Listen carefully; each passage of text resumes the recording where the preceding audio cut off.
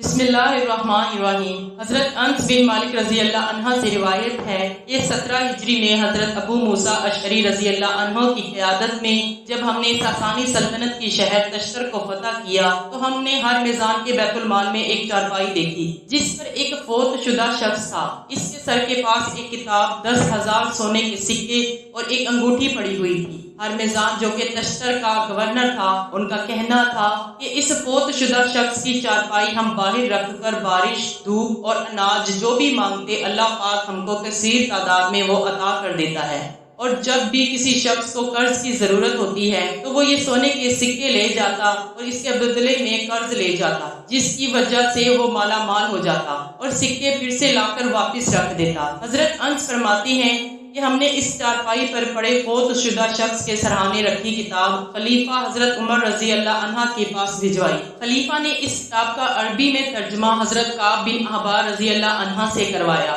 اور ابو عالیہ نے اس کتاب کو پورا پڑھا۔ حضرت انس رضی اللہ عنہ نے فرمایا کہ میں نے ابو عالیہ سے پوچھا، اس کتاب میں کیا لکھا؟ تو فرمانے لگے، امت محمدیہ کی سیرت، معاملات، دین، تمہارے لہجے اور بعد والی حالات۔ فرماتی ہیں وہ فوت شدہ بندہ اللہ کے برگزیدہ پیغمبر حضرت دانیال علیہ السلام تھے، اور تقریباً 300 سال سے یہ چرپائی تشتر والوں کے پاس تھی، اور یہ معلوم نہیں کہ انہوں نے حضرت دانیال کو کس مقام سے قبر کھود کر نکالا تھا۔ پھر حضرت موسیٰ اشعری رضی اللہ عنہ نے خط حضرت عمر رضی اللہ عنہ کو لکھا، حضرت دانیال علیہ السلام کی میت کا کیا کرنا ہے؟ تو حضرت عمر رضی اللہ عنہ نے فرمایا کہ مختلف مقامات پر رات کے اندھیرے میں 13 قبریں کھودیں، اور پھر ان میں سے کسی ایک قبر میں ان کو بڑی ہی رازداری سے دفنا دو، تاکہ تشتر کے لوگ دوبارہ ان کی قبر کو کھود کر حسد مبارک نہ نکال لیں، اور ہر کوس کو یہ خوشخبری دے دو کہ رسول پاک صلی اللہ علیہ وآلہ وسلم نے ان کے لیے جنت کی بشارت دے دی۔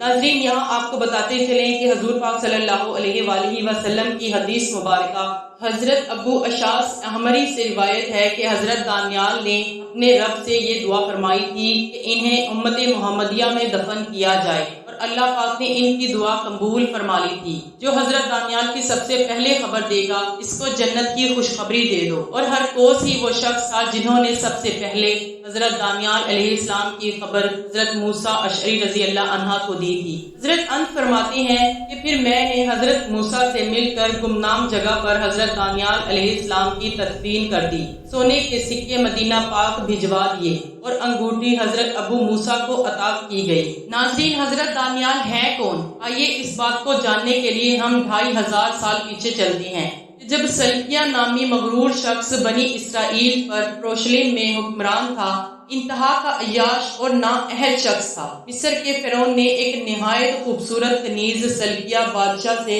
اتحاد کرنے کے لیے بھیجی۔ عریان لباس میں ملبوس خوبصورت اور حسین ڈایانا پر بادشاہ سلکیہ دلہار بیٹھا تھا۔ ڈایانا نے بادشاہ سلکیہ سے کہا کہ ہم بستری صرف اسی صورت میں کروں گی کہ پہلے میرے خدا فرعون کو اپنا خدا مان لو اور اس کی عبادت اور ترانے پڑھا کرو۔ چنانچہ ایسا ہی ہوا، شہود کے ہاتھوں مجبور بادشاہ مان گیا، اور رات دن اب وہ عیش عشرت میں پڑھا رہا۔ انہی دنوں قوم عمالقہ کے بادشاہ بخت نصیر فلسطین پر حملہ کر دیا تو پورے یروشلم کو تہس نہس کر دیا تھا۔ اس نے بہت سے بنی اسرائیلوں کو قتل کیا اور لاکھوں کی تعداد میں ان کا اپنا غلام بنا کر بابل لے گیا۔ انہی قیدیوں میں سے اللہ کے پیغمبر حضرت دانیال بھی تھے۔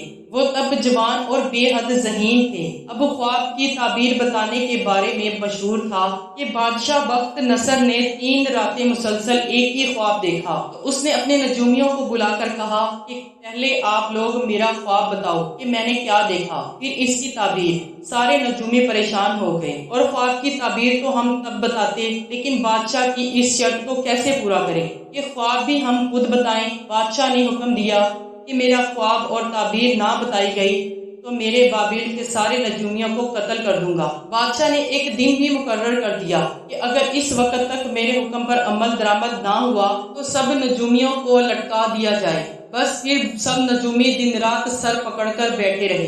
ایک دن دریائے فرات کے کنارے نجومی انہی باتوں میں مصروف تھے کہ حضرت دانیال علیہ السلام نے ان کی باتیں سن لی اور فرمانے لگے کہ میں بادشاہ کا خواب اور تعبیر بتا سکتا ہوں۔ چنانچہ نجومیوں نے حضرت دانیال کو پکڑا اور بادشاہ کے دربار میں لے گئے۔ بخت نصر نے اپنے علیہ السلام کو مخاطب کر کے اپنا خواب اور اس کی تعبیر سنانے کا حکم دیا۔ دانیال علیہ السلام نے کہنا شروع کی، اے بادشاہ، آپ نے دیکھا کہ زمین کے وسط میں ایک بہت اونچا درخت ہے۔ آپ ابھی اسے دیکھ ہی رہے تھے کہ ایک فرشتہ آسمان سے اترا اور اس نے کہا کہ اس درخت کو کاٹو، اس کی شاخیں تراش دو اور اس کے پتے جھاڑ دو، اس کے پھل بکھیر دو، تاکہ سب جان لیں کہ حق تعالیٰ ہی تمام عالمین میں حکمرانی کرتا ہے۔ جیسے جیسے حضرت دانیال علیہ السلام نے یہ الفاظ ادا کر رہے تھے، بخت نصر کے چہرے کا رنگ فق ہوتا جا رہا تھا۔ وہ ایک جھٹکے سے اپنے تخت سے کھڑا ہو گیا۔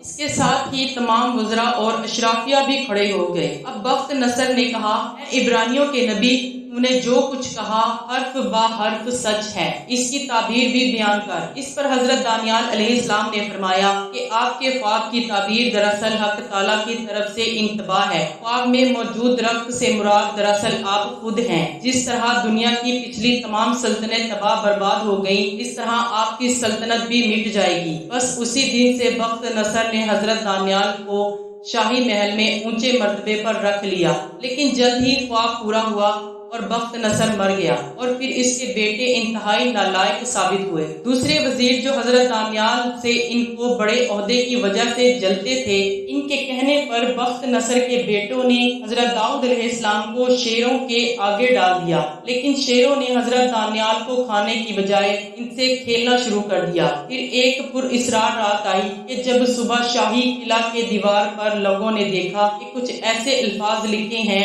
جن کا ترجمہ کوئی نہ کر سکا۔ چنانچہ پھر حضرت دانیال علیہ السلام کو بلایا گیا اور انہوں نے بتایا کہ جلد یہ شہر پر حملہ ہونے والا ہے، اور پھر ایسا ہی ہوا۔ ایرانی بادشاہ سائرس نے بابل پر حملہ کیا اور ان کی اینٹ سے اینٹ بجا ڈالی اور تمام بنی اسرائیلوں کو بابل کے غلام سے آزاد کر دیا۔